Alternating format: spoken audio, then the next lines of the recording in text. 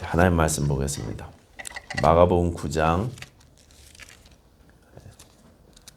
30절, 32절, 30절부터 32절까지 읽고 그 다음에 38절부터 41절까지도 제가 읽도록 하겠습니다. 마가복음 9장 30절부터 32절까지 먼저 읽겠습니다. 그곳을 떠나 갈릴리 가운데로 지날새 예수께서 아무에게 고자 아니하시니 이는 제자들을 가르치시며 또 인자가 사람들의 손에 넘겨져 죽임을 당하고 죽은 지 3일 만에 살아나리라는 것을 말씀하셨기 때문이더라. 그러나 제자들은 이 말씀을 깨닫지 못하고 묻기도 두려워하더라. 38절입니다. 요한이 예수께 여짜오되 선생님, 우리를 따르지 않는 어떤 자가 주의 이름으로 귀신을 내쫓는 것을 우리가 보고 우리를 따르지 아니함으로 금하였나이다. 예수께서 이르시되 금하지 말라. 내 이름을 의탁하여 능한 일을 행하고 즉시로 나를 비방할 자가 없느니라. 우리를 반대하지 않는 자는 우리를 위하는 자니라. 아멘. 기도하겠습니다. 하나님 아버지 감사합니다. 지난 한 주간도 주의 보호하심 가운데 살다가 이제 주의 전에 나와 예배합니다. 이 시간에 우리의 마음을 만져주셔서 온전히 하나님께 예배하는 시간 되게 하시옵소서. 신령과 진정으로 예배하는 시간 되게 하시옵소서. 하나님께서는 이렇게 자기에게 예배하는 자를 찾으신다고 하셨사오니 하나님 받으시기에 합당한 예배를 이 시간 우리가 올려드릴 수 있도록 주여 우리를 축복하시고 인도해 주시옵소서. 우리 성도들 가운데 어려움 당하신 분들을 주님 기억해 주시고 위로하여 주시며 하늘의 평강으로 가득 채워 주시옵소서. 이기게 하여 주시옵소서.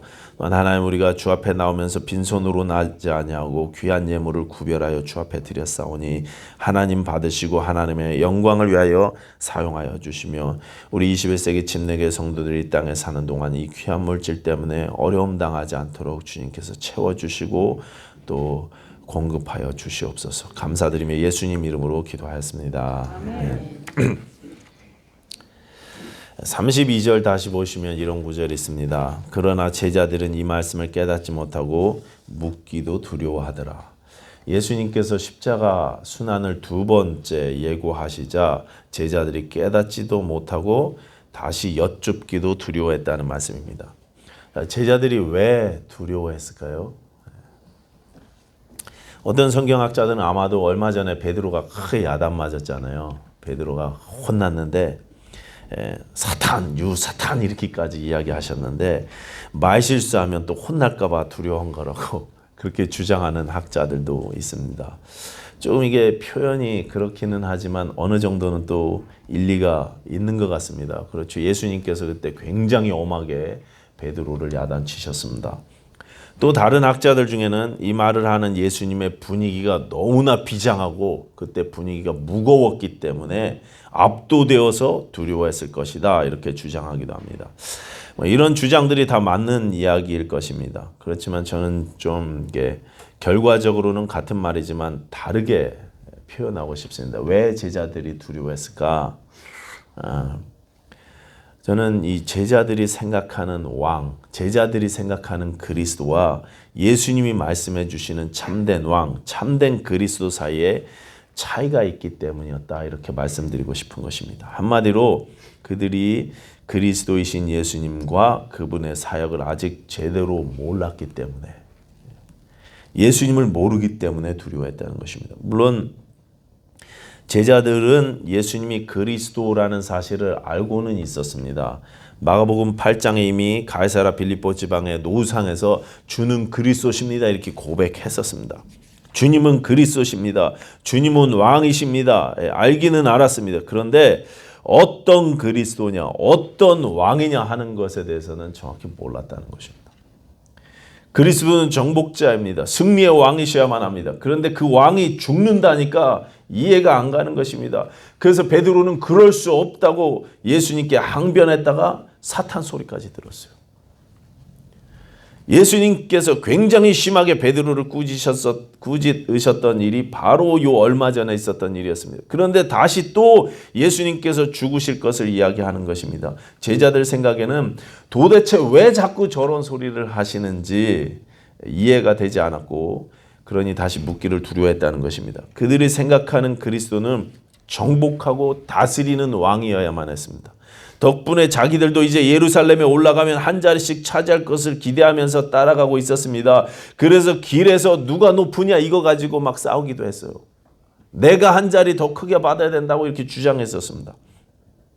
누가 공로가 더 크냐고 다투었던 것입니다. 그런데 예수님은 이제 예루살렘에 올라가면 정복자로 우뚝 서시는 것이 아니라 오히려 죽임당할 거라고 자꾸 말하시더라는 거죠. 도대체 이해가 안 가는 것입니다. 더욱이 예수님은 8장에 당신이 예루살렘에 올라가시면 죽으실 것인데 너희가 나를 따르려면 너희도 그렇게 해야 된다. 이렇게까지 말씀하셨어요. 8장 34절이죠. 누구든지 나를 따라오려거든 자기를 부인하고 자기 십자가를 지고 나를 좇을 것이니라. 예수님이 예루살렘에 가셔서 죽으시는 것도 황당한데 죽으실 때도 그냥 죽으시는 게 아니라 십자가를 지고 죽으신다는 거예요. 지금. 십자가를 지고 죽으신다는 건 로마에 의해서 죽임당한다는 것입니다. 그것은 이 거사가 예루살렘에서 일으키실 거사가 실패한다는 그런 뜻입니다. 제자들이 받기에는 말이죠. 또 당신만 죽으시는 게 아니라 당신만 십자가를 지시는 게 아니라 너희도 나를 따라서 같이 십자가를 져야 된다. 너희도 죽을 거다. 이렇게 이야기하셨다는 거죠. 십자가 처형을 받으신다는 것은 로마에 의해서 반역자로 처형당하신다는 것인데 반역의 수괴였던 예수님을 따라서 그를 따른 우리도 같이 쭉 다 십자가를 지게 되겠구나. 이런 말씀을 하시는 것으로 이들이 이해한 것입니다. 예수님이 실패하시는구나.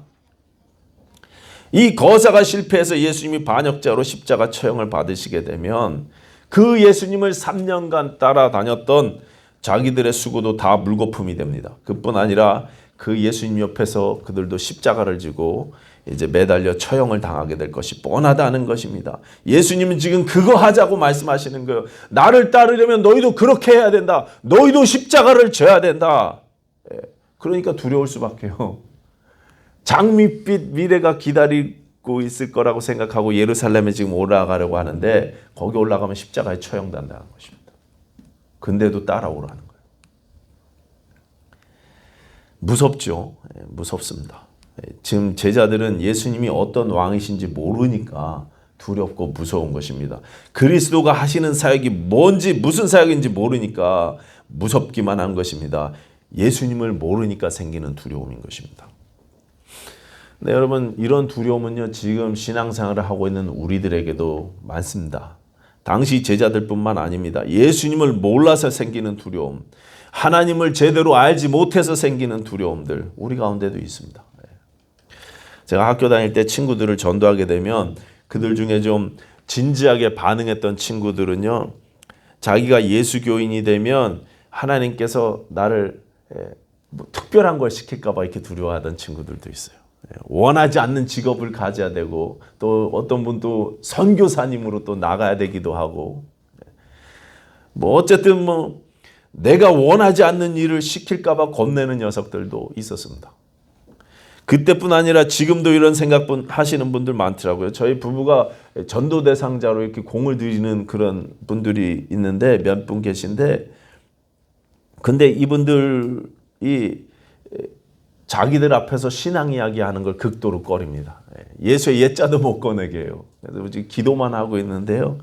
근데 이분들의 삶을 보면 만약에 저희를 따라서 교회에 나가게 되면 그래서 예수님을 믿게 되면 그러면 예수 믿는 바람에 지금의 평안한 삶이 깨지고 하나님이 원하는 삶을 살아야만 하게 될까 봐 두려워하는 것입니다. 삶이 윤택하고 안락한 분들일수록 예수 믿으라고 전도할 때 그들이 선뜻 예수님을 믿겠다고 자원하지 못하는 이유가 바로 이것입니다. 하나님의 계획이 내 소원과 다를까 봐 생기는 그런 두려움. 교회 신자들이 부르는 찬송들도 보세요. 죄다 하나님께 바친다는 이야기들밖에 없어요. 내게 있는 모든 것을 주님을 위해서 바치네. 모든 것을 다 드리네. 이렇게 노래하지 않습니까? 내게 있는 모든 것을 이렇게 주를 위해 바치네. 다 바친다 그러잖아요. 모든 것을 다 바쳐야 되는 하나님. 내 돈도 내 즐거움도 내 시간도 다 바쳐야만 되는 하나님. 내가 좋아하는 것은 다 못하게 막으시고 하기 싫어하는 것은 자꾸 하라고 명령하시는 하나님. 순종하지 않으면 번개 내려서 막 벌을 주시고 11조 안 하면 재산을 다 뺏어가고 주일 성수 못하면 벌을 내려서 야단치시는 하나님, 그 하나님을 이렇게 무섭고 고집센 분으로 알다 보니까 두려운 것입니다.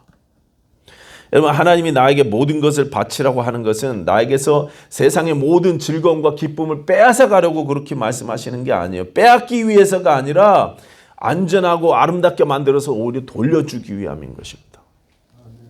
아브라함에게 아들 이삭을 바치라고 하신 것은 이삭을 빼앗기 위함이 아니라 이삭을 아름답게 바꿔서 돌려주시기 위함이었다는 것입니다. 이제 아브라함의 아들 이삭이 아니라 하나님의 아들 이삭으로 만들어서 돌려주시는 거예요. 내 아들 이삭이 아니라 하나님의 약속의 아들이 되는 것입니다. 세상의 쾌락과 나의 즐거움만을 위해 살던 내 인생을 하나님 나라는 참된 귀한 인생으로 바꿔주시기 위함이라는 것입니다. 내 물질과 건강과 시간을 바치라고 하는 것은 내가 누리지 못하도록 빼앗기 위함이 아니라는 말씀인 것입니다. 세상 재미 하나도 모르는 그런 무미건조한 인생으로 만들려고 하시는 게 아니라 오히려 복된 삶으로 만들어 주시려고, 쓰임받는 기쁨을 알게 해 주시려고 그렇게 하신다는 것입니다. 그런데 우리가 그런 하나님을 모르니까 빼앗아가는 분으로 오해합니다. 야단치시는 분, 벌 내리시는 분으로 착각합니다. 두려워하게 되는 것입니다. 사도 바울은 자기가 당하는 고난이 두렵거나 부끄럽지 않다고 고백했었죠. 디모데후서 마지막 편지에서 그렇게 이야기했어요. 내가 고난이 두렵거나 부끄럽지 않은 이유는 내가 믿는 자를 내가 알기 때문이다. 그렇게 디모데후서 1장에서 말씀하고 있습니다. 내가 믿는 자를 내가 안다. 나의 의탁하신 그것을 주께서 끝까지 지켜주실 것을 내가 안다. 그렇게 고백했어요.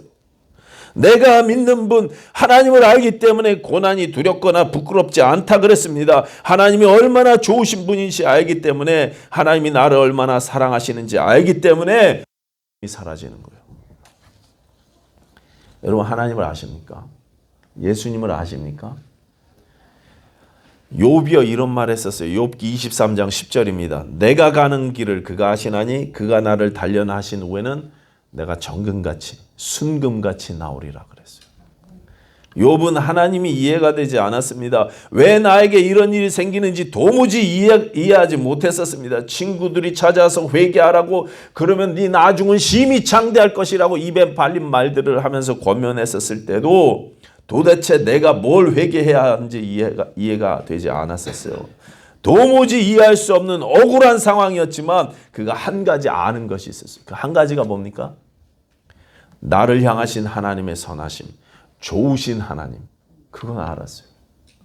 그 선하신 하나님이 나에게도 좋으신 분이라는 사실을 아는 것입니다. 그래서요, 나는 이러다가 망하게 될 거야, 나는 이러다가 죽게 될 거야, 나는 이러다가 불행해질 거야, 이게 아니라 나는 정금같이 나오게 될 거다, 이렇게 고백하고 있는 거예요.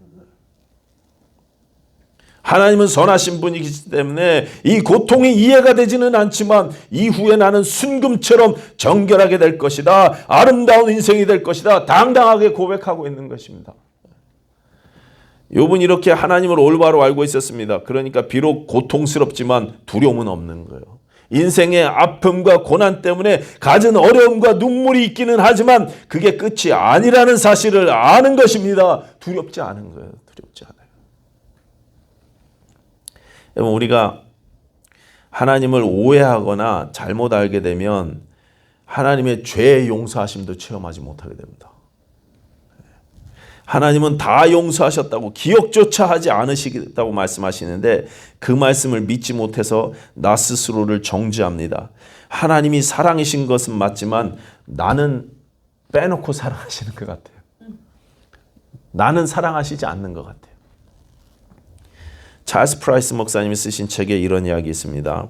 어떤 50대 여성을 이분이 상담을 하셨는데 그 여성은 30년 전에, 30여 년 전에 그 여자분이 10대였을 때 뭔가 삶 가운데 아픔이 있었어요.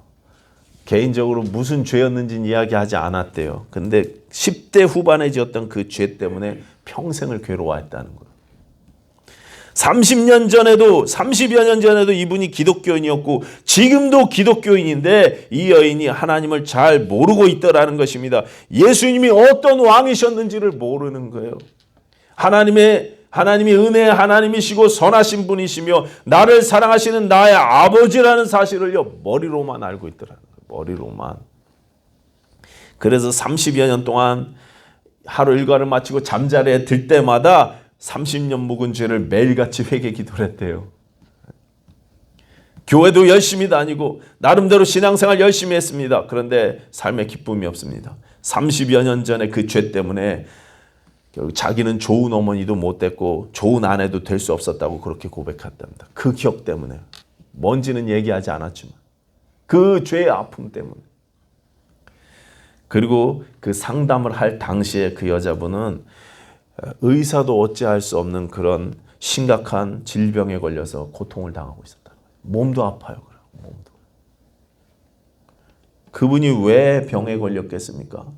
하나님을 오해해서 어떤 분이신지 잘 모르니까 죄의 용서함을 누리지 못하고 30년 이상을 괴로운 가운데 하루하루 살았으니 병 걸릴 수밖에요. 병 걸릴 수밖에. 30년 동안 그렇게 괴로워하고 살았으니 하나님은 다 용서하셨다고 그렇게 이야기하는데 동의 서에서 먼 것 같이 그렇게 용서하셨다는데 멀리 죄를 옮기셨다 그랬는데 여러분 남이 북에서 먼 게 아니라 동이 서에서 먼 거예요. 동하고 서는 계속 움직이잖아요. 지구가 서에서 동쪽으로 움직이나? 이렇게 계속 돌잖아요. 가도 끝이 없는 게 동이 서 아닙니까? 동하고 서 아닙니까? 근데 그 약속을 못 믿는 것입니다. 예수를 믿으면서도 예수 그리스도의 십자가의 죄사함을 은총을 누리지 못하더라는 거예요. 그분이 찰스 프라이스 목사님께 그러더래요. 제가 병에 걸린 것은 30년 전에 그 죄 때문에 드디어 하나님의 심판이 나에게 임한 것입니다.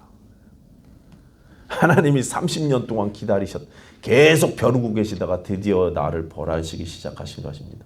그러더래요. 안타깝지 않습니까? 하나님을 잘못 오해해서 내 죄를 용서하지 않고 죄다 기억해 놓으셨다가 나에게 반드시 벌을 내리시는 하나님으로 착각하고 있는 것입니다. 내가 과거에 지은 죄 때문에 아니면 내 자신이 죄가 아니면 우리 조상들이 지은 죄 때문에라도 내가 벌 받는다고 생각합니다. 하나님의 은혜로 예수 그리스도의 십자가의 공로가 그 모든 죄값을 다 치렀다는 사실을 믿지 못하는 거예요. 그러니까 두렵죠. 다 치르셨다 그러는데 예수님의 십자가에서 다 갚았다 그렇게 이야기하시는데요. 믿지 못하는 거예요. 내 죄는 빼고 갚으신 것 같아요. 이렇게 예수님을 올바로 알지 못하면 우리가 두려움 가운데 살게 됩니다. 또 신앙생활도 이상해집니다. 온통 나 중심의 신앙생활이 되고 마는 것입니다. 본문의 제자들 보십시오. 첫째가 되려고만 하죠. 뭇사람의 끝이 되어서 뭇사람을 섬기는 자가 되어야 된다는 말씀, 예수님께서 너희가 첫째가 되려면 끝이 되어서 섬겨야 된다 이 말씀을 이해하지 못해요. 이분들은. 첫째가 돼야 대접받죠. 이제 예루살렘에 올라가면 첫째가 돼야죠. 하찮은 어린아이 하나를 예수님께서 세우시고 품에 안으시고 그리고 이 아이를 대하듯 섬기는 것, 그것이 첫째가 되는 길이다 그렇게 말씀하시는데 크게 이해를 못하는 것입니다. 그게 무슨 말인지. 여러분 참된 섬김은요 예수님을 아는 사람들만 할 수 있습니다. 예수님을 올바로 알고 참된 왕으로 섬기는 자들은요 기쁨으로 섬길 줄 알아요. 기쁨으로. 그런 사람들은 내 자랑을 드러내지 않고 예수님을 자랑하면서 섬깁니다. 내 영광이 아니라 하나님의 영광을 그의 섬김을 통해서 드러내는 거예요. 그런데 예수님을 모르니 온통 내가 높아지려고 하고 내가 대접받으려고 하는 것으로 우리 삶이 꽉 차버리는 거예요. 꼬마 아이같이 나에게 아무것도 해줄 수 없고 이익이 없으면 섬기지 않습니다. 돌아오는 게 나한테 없어요. 오늘 읽은 본문처럼 편을 가르고 남을 배척하기도 합니다. 38절에 요한이 뭐라고 하느냐면 선생님 우리를 따르지 않는 어떤 자가 주의 이름으로 귀신을 내쫓는 것을 우리가 보고 우리를 따르지 아니함으로 금하였나이다 그랬어요. 예수님께요 제가 잘했죠 이렇게 자랑하듯 그렇게 보고하고 있습니다. 예수님의 이름으로 귀신을 내쫓았대요. 앞에 14절 이하에 자기들은 하지 못했잖아요. 변화산상에서 내려왔을 때 제자들이 못했잖아요. 그래서 막 비난받았잖아요. 제자들이 하지 못하던 그 일을 이 사람은요 예수의 이름으로 했어요. 누군지는 모르지만. 예수님께서 29절에 기도 외에는 다른 사본에는 기도와 금식 외에는 이런 유가 나갈 수 없다. 그렇게 말씀하신 것으로 봐서 그 사람은 기도했던 사람이고 그 사람은 금식도 했던 사람이었었던 것 같습니다. 제자들도 못했는데 이 사람은 했어요. 예수의 이름으로 귀신을 내쫓았습니다. 그런데 자기들을 따르지 않는다고 금했대요. 이 부분만 봐서는 그 이름 모를 그 사람이 제자들보다 훨씬 믿음이 좋은 것 같아요. 훨씬 더 경건한 것 같습니다. 그런데 우리를 따르지 않으니까, 너는 우리 그룹이 아니니까 너는 그거 하지 마, 이렇게 금했다는 것입니다. 주의 일인데요, 하지 말라 그랬대요. 자기가 뭐라고. 예수님께서 금하지 말아라, 나를 대적하지 않으면 우리 편이다, 이렇게 이야기하죠. 반대하지 않으면 우리를 위하는 자다, 그렇게 이야기하셨어요. 참된 믿음이 무엇인지, 무엇이 하나님이 원하는 옳은 모습인지에는 관심이 없고 온통 경쟁심과 내가 높아지는 것과 내가 대접받는 것에만 관심 있는 것입니다. 그래서 너는 우리 그룹이 아니니까 하지 말라고 금했다 그러죠. 예수님의 왕되심을 모르기 때문인 것입니다. 예수님을 모르기 때문에 어처구니 없는 일들이 생겨나는 거예요. 오늘 본문 뒤로 가서 보시면 10장 17절 이하에 보시면 부자였던 한 사람 이야기 나오죠. 예. 다른 복음서에는 이 사람이 부자였고 청년이었고 관원이었다고 나옵니다. 좋은 건 다 가지고 있어요. 젊음과 또 재산과 지위 이런 거 다 가지고 있었던 사람입니다. 이 사람이 내가 무엇을 해야 영생을 얻을 수 있습니까? 예수님께 나와서 질문했어요. 예수님은 그 사람을 사랑하셔서 네 재산을 다 정리해서 가난한 사람들에게 나눠주고 나를 따라라 그랬어요. 그 부자가 어떻게 됐습니까? 10장 22절 그 사람은 재물이 많은 고로 이 말씀으로 인하여 슬픈 기색을 띠고 근심하며 가니라 그랬습니다. 여러분, 성경은요 부한 게 잘못이라고 말씀하지는 않습니다. 돈 열심히 버는 게 잘못됐다고 말씀하지 않습니다. 그건 죄가 아니에요. 돈 열심히 벌고 부한 것은 잘못된 게 아니에요. 그런데 이 부자 청년의 무엇이 문제냐? 부자인 것이 잘못이 아니고 재물을 섬기는 게 잘못이, 재물을 섬기는 게, 재물에 매여 사는 게 잘못인 것입니다. 하나님과 재물을 겸해서 섬기는 것이 문제인 것입니다. 돈을 위해서 사는 인생이 된 것이 문제였던 것입니다. 누리면서 베풀면서 다스리면서 살아야 되는데요, 끌려다녀요 재물에.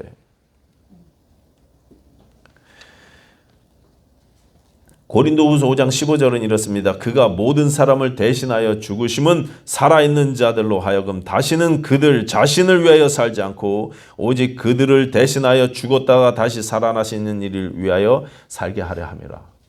자신을 위해서 살지 않고 이제 예수님을 위해서 살게 하려고.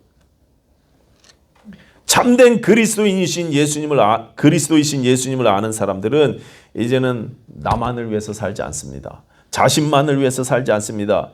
그렇기 때문에 온통 이 세상의 축복과 물질과 출세, 이 세상의 영광만을 위해서 사는 분들이 있다면 그 사람은 아직 예수님이 누구신지 잘 모르고 있구나, 우리가 이렇게 대충 눈치챌 수 있습니다. 하나님의 은혜가 무엇인지 모르는 것입니다. 오늘 본문의 제자들이 그랬습니다. 대접을 받으려고 하고 높아지려고 하고 편가르려고 하고 인정받으려고 하고. 그리스도를 아는 사람들은 이제 나 자신을 위해서 사는 삶이 아니라 나를 대신해서 십자가에 죽으셨다가 다시 사신 주님을 위해서 살기 시작합니다. 주님을 알기 때문에, 그 은혜를 알기 때문에 내 삶을 기꺼이 주를 위해 바치는 것입니다. 어떻게 해서든 주님이 주신 기회로 남을 섬기려고 합니다. 작은 어린아이, 아무런 이익을 가져다 줄 수 없는 미약한 어린아이라 할지라도 기꺼이 예수의 이름으로 섬기고 대접하는 것입니다. 예수 그리스도의 참된 왕되심이 무슨 뜻인지 알기 때문에 나를 위해서 사는 것이 아니라 하나님을 위해서 삶을 드릴 수 있게 되는 것입니다. 한국의 최초 개신교 순교자가 누군지 아십니까? 토마스 선교사님이셨어요. 토마스 선교사님. 이분은 영국 분이신데 1840년에 웨일즈의 어느 목사님 가정에서 태어났다고 합니다. 23살에 선교사로 이분이 중국 상하이로 파송돼서 오셨어요. 네, 그곳에서 이제 영국에서 배를 타고 상하이까지 오셨는데 5개월 걸렸대요. 5개월. 5개월이나 걸려서 배를 타고 상하이에 도착을 했는데 도착하자마자 같이 온 부인이 죽었습니다. 병으로 죽었어요. 예수님의 복음을 중국 땅에 증거하겠다고 복음 증거의 꿈을 가지고 먼 곳으로 왔는데 전도는 시작도 못 해보고 사랑하는 아내가 죽었습니다. 그때 시리에 빠져서 선교의 일을 포기하고 청나라 세관에서 통역 일을 하면서 돈을 모으게 됩니다. 언젠가 다시는 영국에 돌아가야 되니까 영국에 돌아갈 차비를 마련하기 위해서 준비를 하는 것입니다. 그러다가 조선이라는 나라를 알게 되었고 하나님께서 다시 선교의 열정을 이 선교사님 마음에 회복시켜 주셨어요. 그래서 제너럴 셔먼호, 미국 상선이죠. 대동강 갔던 그 배가 조선으로 간다는 사실을 듣고는 평양으로 간다는 사실을 알고는 성경책을 가지고 쪽복음이었죠. 그것을 잔뜩 가지고 이 배에 타게 됐습니다. 결국 이 제너럴 셔먼은 우리가 잘 아는 대로 조선 군대의 공격을 받아서 침몰했고 대동강변에서 그 배에 타고 있던 토마스 선교사님도 배 밖으로 나왔다가 이 대동강가에서 조선 군대에 의해서 죽임을 당했습니다. 이분이 죽으면서 자기를 죽이는 사람들에게 성경을 나눠주었고 이 일로 평양 땅에 교회가 생기게 된 거 우리가 잘 알고 있습니다. 23살에 중국으로 가서 27살에 조선 땅에서 죽임을 당했습니다.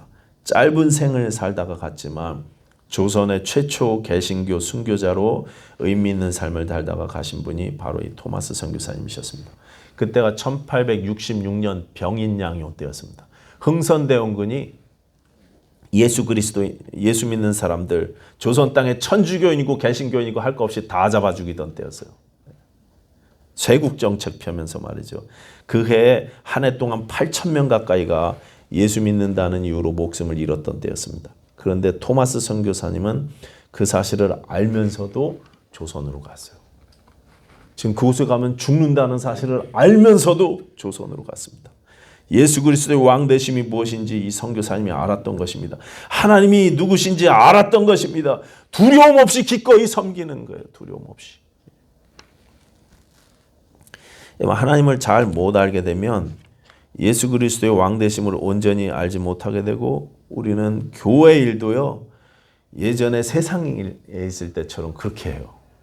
교회 일도 그렇게 해요. 바깥에서 일하듯 그렇게 교회 일을 해요. 내 기분을 따라서 내 편의를 따라서 내 이해관계를 따라서 이익 생기는 일에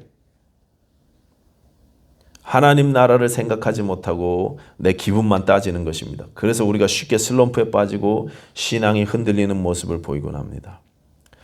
우리는요 계속 예수님을 알아가야 될 줄로 믿습니다. 하나님의 은혜가 무엇인지 계속 알아가야 됩니다. 체험해 나가야 됩니다. 그때 두려움을 이기게 될 것입니다. 나를 위해서 사는 삶이 아니라 그리스도를 위한 삶으로 우리 인생이 귀하게 바뀌게 될 줄로 믿습니다. 우리 21세기 침례교회 모든 존귀하신 성도님들이 참된 왕이신 예수님을 깊이 알아가시는 그런 하루하루 복된 성도님들 되시기를 예수님 이름으로 부탁드리겠습니다.